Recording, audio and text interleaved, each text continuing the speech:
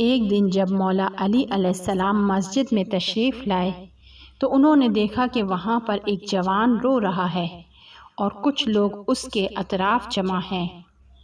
امام نے اس کے رونے کی وجہ معلوم کی تو وہ جوان کہنے لگا، قاضی شرح نے میرے خلاف فیصلہ دیا ہے۔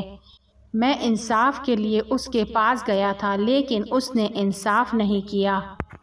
امام علی علیہ السلام نے اس جوان سے کہا کہ مجھے پورا ماجرا بیان کرو۔ اس جوان نے اپنے ساتھ موجود لوگوں کی جانب اشارہ کیا اور کہا کہ یہ لوگ میرے والد کے دوست ہیں اور میرے والد کے ہمراہ سفر پر گئے تھے، لیکن جب سفر سے واپس آئے ہیں تو میرے والد ان کے ہمراہ نہیں ہیں۔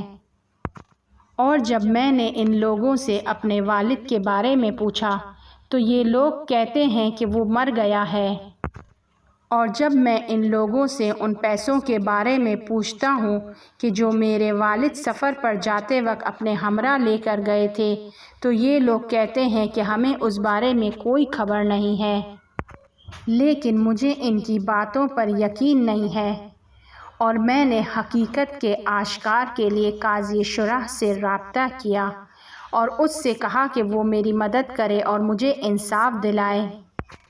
انہوں نے میرے والد کے ساتھ سفر پر جانے والے لوگوں کو بلایا اور ان سے حقیقت کو پوچھا اور میرے والد کے مال کے بارے میں سوال کیا تو انہوں نے کہا کہ ہم لوگ اطلاع نہیں رکھتے ہیں کہ وہ مال کون سا تھا اور کہاں ہے۔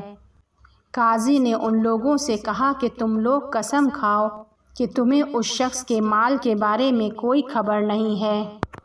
ان لوگوں نے نیز قسم بھی کھا لی اور قاضی شرح نے انہیں آزاد کر دیا اور مجھ سے کہا کہ میں ان لوگوں کے لیے مزاحمت ایجاد نہ کروں۔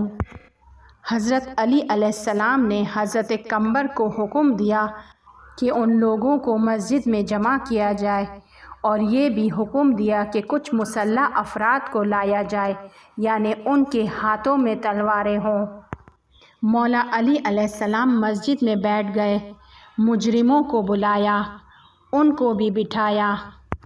وہ جوان شخص بھی مولا علی علیہ السلام کے ساتھ بیٹھ گیا۔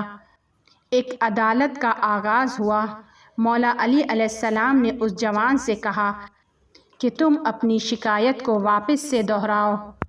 وہ مظلوم جوان جو مسلسل روتے جا رہا تھا، اس نے روتے ہوئے دوبارہ اپنی شکایت کو اس طرح بیان کیا، اے امیر المؤمنین علیہ السلام، خدا کی قسم، یہ لوگ میرے والد کے خون کے مجرم ہیں، کیونکہ یہ لوگ میرے والد کی دولت پر نظر رکھتے تھے اور دولت حاصل کرنے کے لیے انہوں نے میرے والد کے گرد جال پھیلایا اور ان کو اپنے ساتھ سفر پر لے گئے۔ اب مولا علی علیہ السلام ان لوگوں سے مخاطب ہوئے، ان مجرموں سے مخاطب ہو کر کہتے ہیں کہ تم لوگ بتاؤ کہ تم کیا کہتے ہو؟ وہ سب کہنے لگے کہ ہم نے قاضی شرح کے پاس عدالت میں بھی جواب دیا تھا اور ہم بار بار اس جوان سے کہہ رہے ہیں کہ ان کے والد کا راستے میں انتقال ہو گیا تھا اور ہمیں ان کے مال و دولت کے بارے میں کوئی خبر نہیں ہے۔ مولا علی علیہ السلام نے ان مجرموں کے چہرے پر ایک گہری نگاہ کی اور پھر ان سے فرمایا، تم لوگ کیا سوچ رہے ہو؟ کیا میں نہیں جانتا ہوں کہ تم نے اس جوان کے والد کے ساتھ کیا کیا ہے؟ اور اگر ایسا ہے کہ مجھے اطلاع نہیں ہے تو میرے علم و آگاہی بیکار ہو جائے گی۔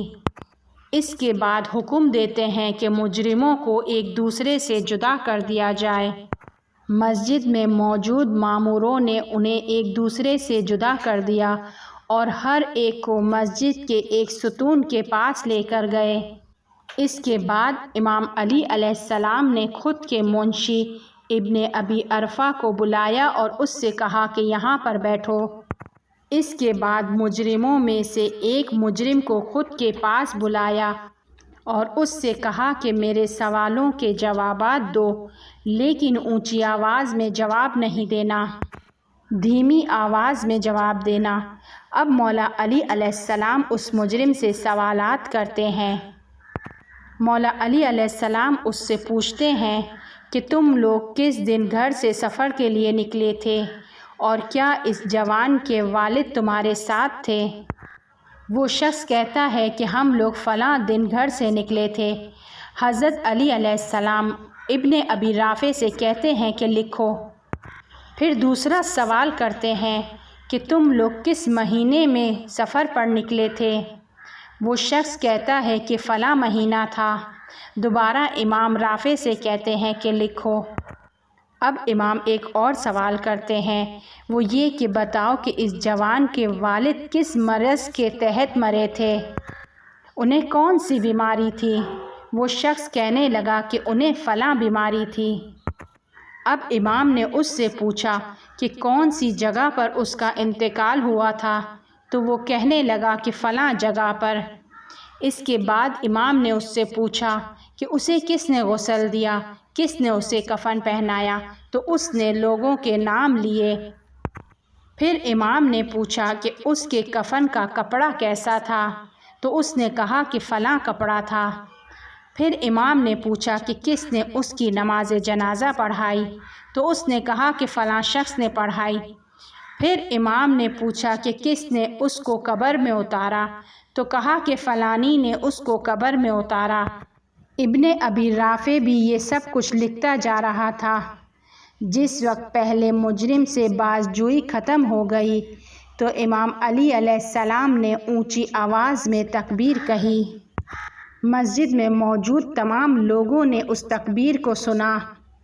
اس کے بعد حکم دیا کہ اس مجرم کو اس کی جگہ پر واپس لے کر جاؤ اور دوسرے مجرم کو لے کر آؤ۔ دوسرے مجرم کو لایا گیا۔ مولا علی علیہ السلام نے اس کو اپنے پاس بٹھایا اور اس سے پہلے والے شخص کی طرح سے سوال کرنے شروع کیے۔ وہی سوالات کیے کہ جو انہوں نے پہلے مجرم سے کیے تھے، لیکن اس نے سوالات کے جوابات مختلف دیے۔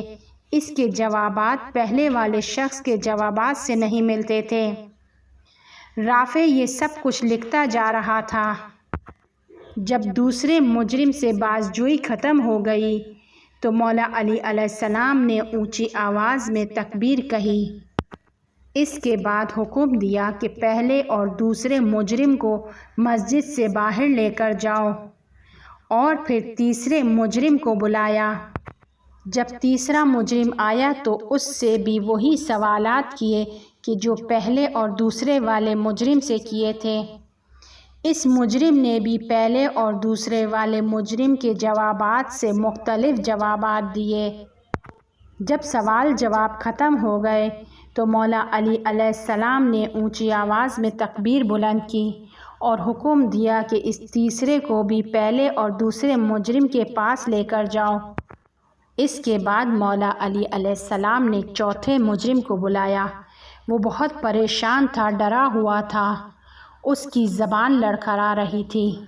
مولا علی علیہ السلام نے پہلے اسے نصیحت کی اور پھر اسے ڈرایا، جس کا نتیجہ یہ نکلا کہ اس نے ساری باتوں کا اعتراف کر لیا اور کہنے لگا، میں نے اور میرے ساتھیوں نے مل کر اس جوان کے والد کو قتل کیا ہے۔